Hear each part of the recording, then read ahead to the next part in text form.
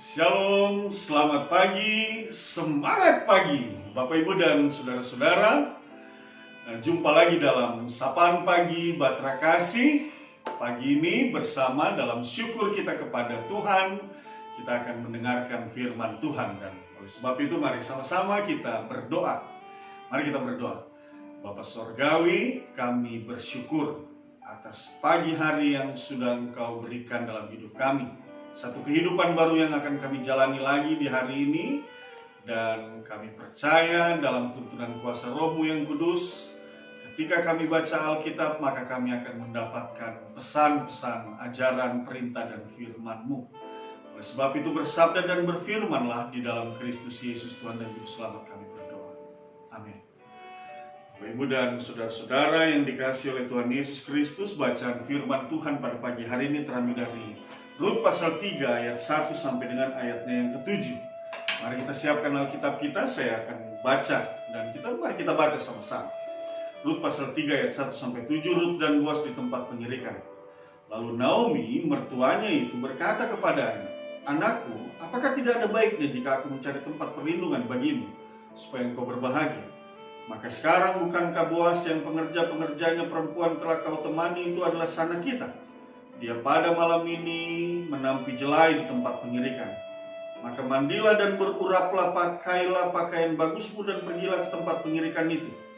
Tetapi janganlah engkau ketahuan kepada orang itu sebelum ia selesai makan dan minum. Jika ia membaringkan diri tidur, haruslah engkau perhatikan baik-baik tempat berbaring, kemudian datanglah dekat, singkapkanlah selimut dari kakinya dan berbaringlah di sana. Maka ia akan memberitahukan kepadamu apa yang harus kau lakukan." Lalu kata Rut kepadanya, "Segala yang kau katakan itu akan kulakukan." Sesudah itu pergilah ia ke tempat pengirikan dan dilakukannya lah tepat seperti yang diperintahkan mertuanya kepadanya. Setelah Boas habis makan dan minum dan hatinya gembira, datanglah ia membaringkan diri tidur pada ujung timbunan jelai itu. Kemudian datanglah perempuan itu dekat dengan diam, disingkapkannya lah selimut dari kaki Boas, dan berbaringlah ia di situ. Bapak, Ibu, dan saudara-saudara, pada dasarnya dan pada kenyataannya, tidak semua rencana dapat berhasil dengan baik. Contohnya saja keluarga Elimelek bersama dengan Naomi dan kedua anaknya. Ketika terjadi kelaparan di tanah Israel, mereka menuju ke tanah Moab dan berencana bahwa di hidup mereka di tanah Moab itu akan lebih baik daripada tanah Israel. Tetapi kenyataannya yang mereka alami justru rencana itu semua berantakan. Elimelek mati, kedua anaknya mati, tertinggal Naomi dan kedua menantunya yaitu Rut dan Orpa. Sementara Orpa pulang kembali ke keluarganya dan Rut ikut kembali bersama dengan Naomi pulang kembali ke tanah Israel dalam keadaan miskin. Itu yang dialami oleh Naomi dan Rut. Mereka kembali ke tanah Israel dalam keadaan miskin. Mereka tidak punya apa-apa. Dan dalam situasi seperti itu, maka Naomi berencana untuk mencarikan tempat perlindungan bagi Rut. Ayat 1 mengatakan itu.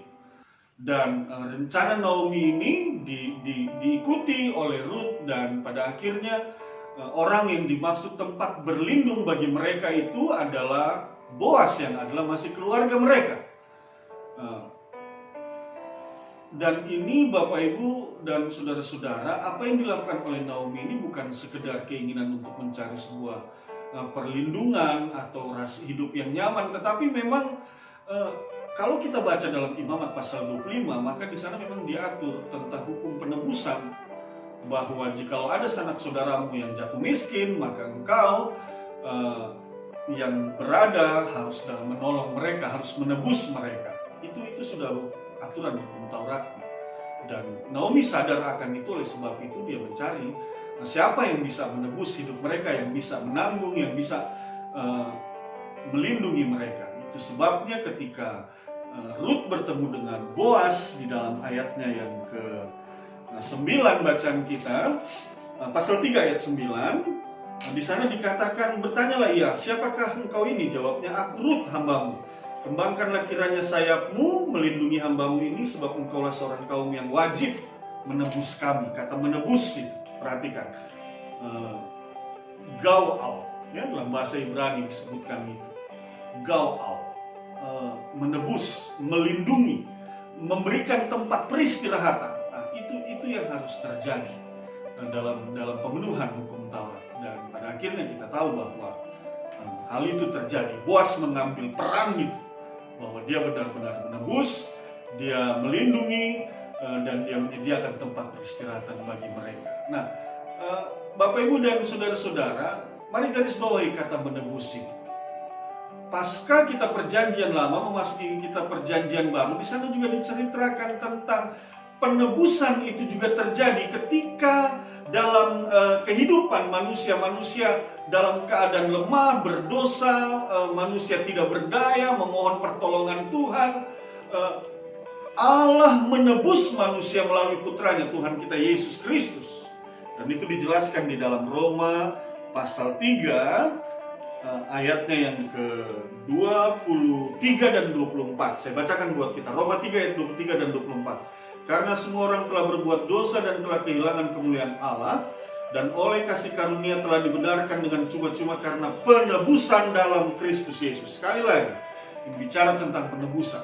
Yesus menebus manusia, sehingga manusia itu yang tadinya tidak layak dilayakkan, yang lemah dikuatkan, yang berdosa dibenarkan. Ada pengampunan di sana, ada kasih karunia di sana, ada keselamatan. Yesus menebus manusia, Yesus menyelamatkan manusia. Boas menyelamatkan Rut dan Naomi, memberikan perlindungan, memelihara kehidupan mereka, memberikan tempat peristirahatan. Tuhan Yesus Kristus melakukan peran penebusan itu lebih dalam lagi. Bukan hanya menyediakan satu tempat yang ia janjikan, tempat yang kekal itu, tetapi juga dalam kehidupan keseharian juga ia tetap ada menyertai, melindungi, menuntun dan memimpin seluruh perjalanan kehidupan kita. Dan dia menebus segala dosa-dosa kita. Pertanyaannya adalah, apa yang sudah kita lakukan ketika kita diutus hadir dalam dunia ini? Nah, ini dia yang penting untuk kita renungkan bersama-sama. Ada banyak orang yang berada dalam kelemahan, kekurangan, menderita, dan mereka membutuhkan pertolongan, mereka membutuhkan uluran tangan, mereka membutuhkan perlindungan.